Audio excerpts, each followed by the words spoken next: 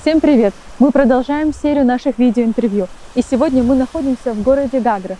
Гагра была основана в 1903 году родственником последнего царя Николая II Александром Ольденбургским. И сразу же это стало самым популярным курортом для высокопоставленных чиновников царского правительства. После установления советской власти в 1921 году благоустройство города продолжилось. И тогда это стало одной из самых популярнейших здравниц Советского Союза. Гостем нашего видеоинтервью станет юная художница, жительница города-курорта, которая прошла путь от активного участника воркшопов до фасилитатора. Почему важно проводить воркшопы? Как они проводятся? Чем они полезны? И почему для нее это важно, расскажет наш юный фасилитатор Татьяна Санаян. Реверс.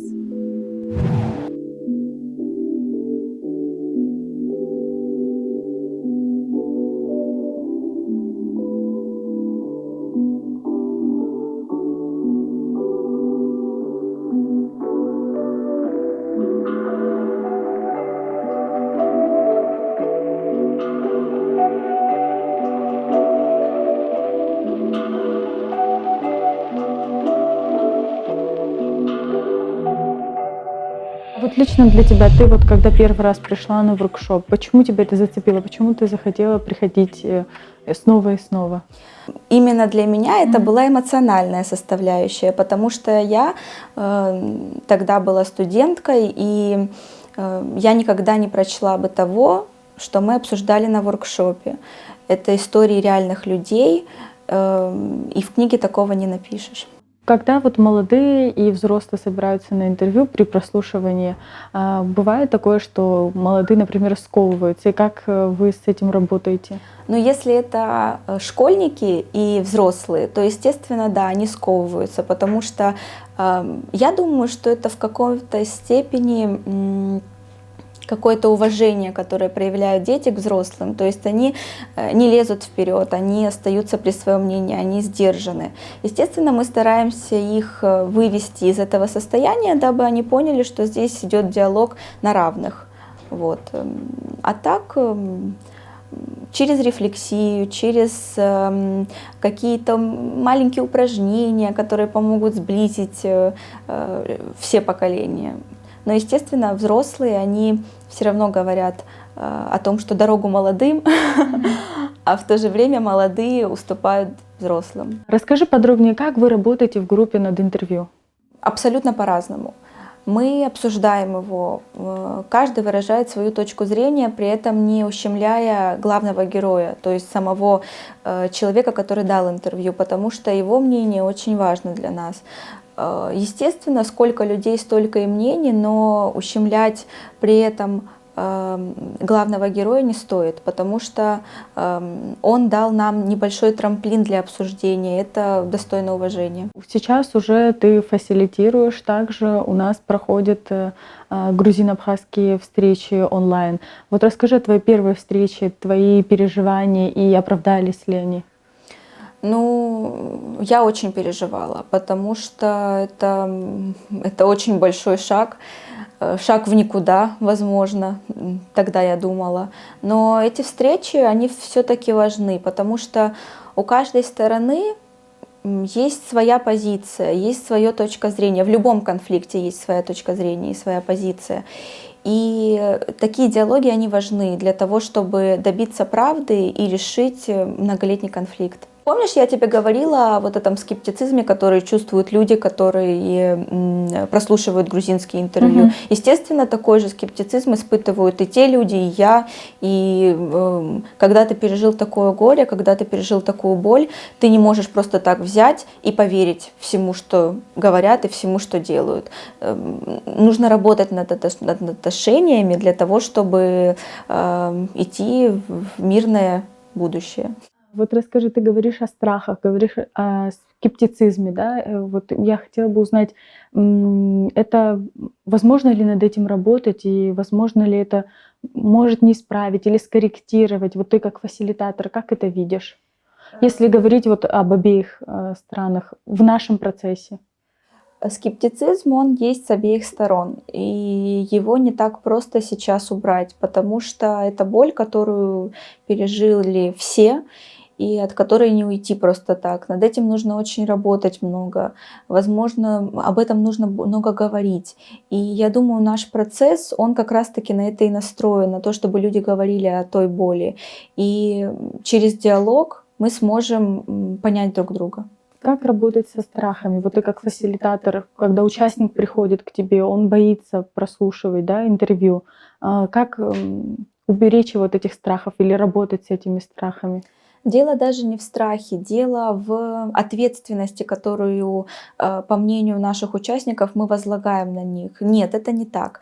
Здесь, в этом плане, мы должны развеивать этот страх, страх ответственности за то, что тебе предоставили вести диалог, вести информативный диалог, который должен к чему-то привести, по их мнению. Но это не так. Хоть какое-то движение, это уже хорошо. Если мы будем двигаться в этом направлении, мы сможем добиться чего-то. И страх, он своего рода развеется когда-нибудь.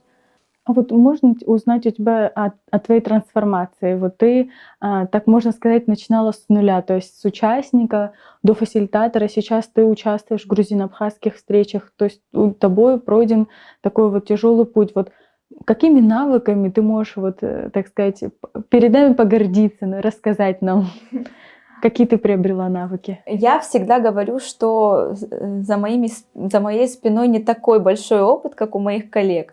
И я всегда хочу учиться от них многому, потому что за их с плечами очень много встреч, очень много воркшопов, очень много обсуждений этой темы. Мне всегда хочется учиться. И я все-таки вижу о том, что я потихоньку учусь, следя за их опытом. Вот. Наверное, в этом моя трансформация, в том, что мне нравилось когда-то слушать, а теперь я слушаю более внимательно, что ли, и стараюсь больше говорить. Вот ты, Таня, фасилитатор, которая активно проводит воркшопы, которая дает прослушивать грузинские интервью. Но прослушивать грузинские интервью — это одно, а тут тебе надо с ними встретиться. Твои эмоции. Я смутилась сначала очень. Но потом я решила, почему бы нет, почему бы не попробовать. Когда-нибудь эта занавеска для нас откроется. Это что-нибудь когда-нибудь да случится. Почему бы не попробовать? Вот с этими мыслями я пошла на эту встречу.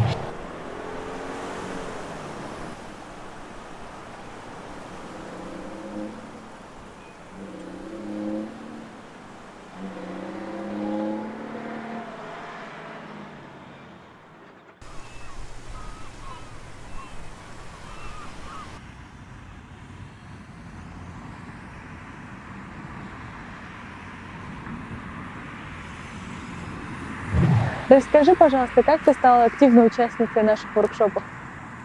Ну, меня пригласили Джульетта Константиновна и Таня. Мой первый воркшоп прошел в Гагре, и история рассказывала о июльских событиях. И я о июльских событиях знала немного, и вот благодаря этому воркшопу я узнала все с эмоциональной стороны, и меня очень впечатлил этот воркшоп. И ты стала все чаще и чаще, да, Да. посещать? Сначала я посещала почти все воркшопы в Гагре, и потом начали ездить с Джульеттой Константиновной и Таней. Мы начали ездить в Сухум, биографический салон, и там было совсем по-другому.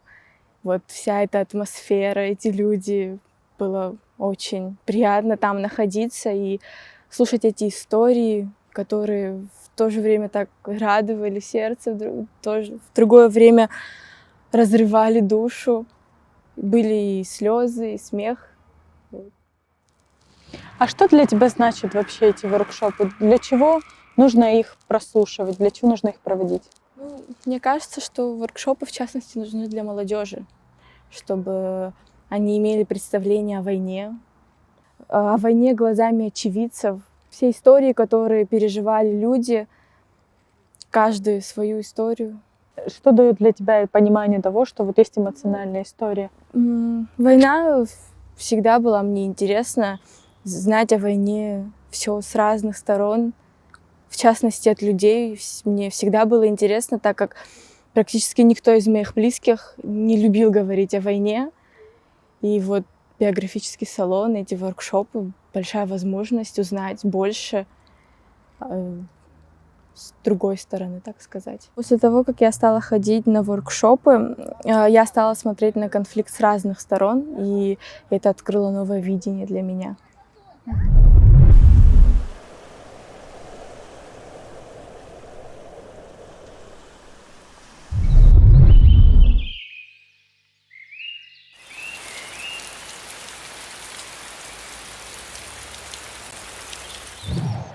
Таня, расскажи о своем детстве, вот твое самое яркое воспоминание. Я родилась и выросла в Абхазии, в городе Гагра. Очень люблю свой город, это мой дом. Восхищаюсь каждый раз пейзажами и красотой этого города, ее горами, ее морем. Ну, это невероятная красота, которая побудила во мне какой-то творческий порыв и сделала меня тем, кем я сейчас являюсь. У меня смешанная многонациональная семья.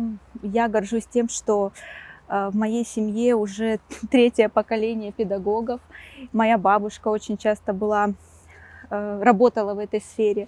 Она работала сначала в детском саду, потом в колледже, в отделе образования. И для меня это очень важно, потому что через ее руки прошло, наверное, половина нашего города. Это очень приятно осознавать. Моя мама педагог по русскому языку и литературе. И, наверное, со временем я тоже стану педагогом, возьму за основу их работы. Но на данный момент я думаю, что еще не набралась достаточного опыта, чтобы преподавать детям. Ты художник, как ты начинала свой путь? Начинала я свой путь с самого детства, когда меня отдали в Гагрскую школу искусств. Мои родные, видя, наверное, во мне какой-то творческий порыв и потенциал. И именно оттуда началось мое влечение к искусству. И я теперь называю себя художником и стараюсь им быть каждый день. Без этого я уже не представляю свою жизнь. Тогда в школе искусств мы сидели за мольбертами. Тогда были такие ужасные условия, разбитые окна, плохой ремонт, сбухший паркет. Но мы этого всего не замечали, мы же были детьми. Для нас самое важное было краски и то, как мы их передадим на холсты. И тогда, сидя в теплых, дутых куртках, у нас леденели руки, но мы все равно рисовали. У нас был прекрасный педагог, молодая девушка, с которой я до сих пор в хороших отношениях. И она тогда передала нам эту любовь к творчеству. За это я ей очень благодарна.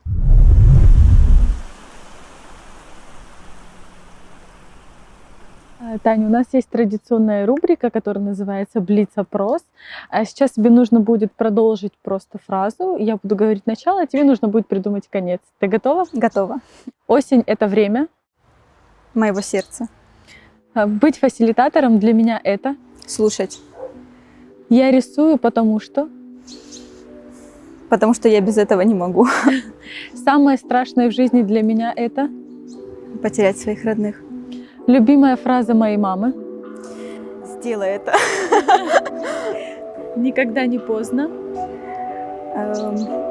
Сделай то, что ты захотел. Будущее.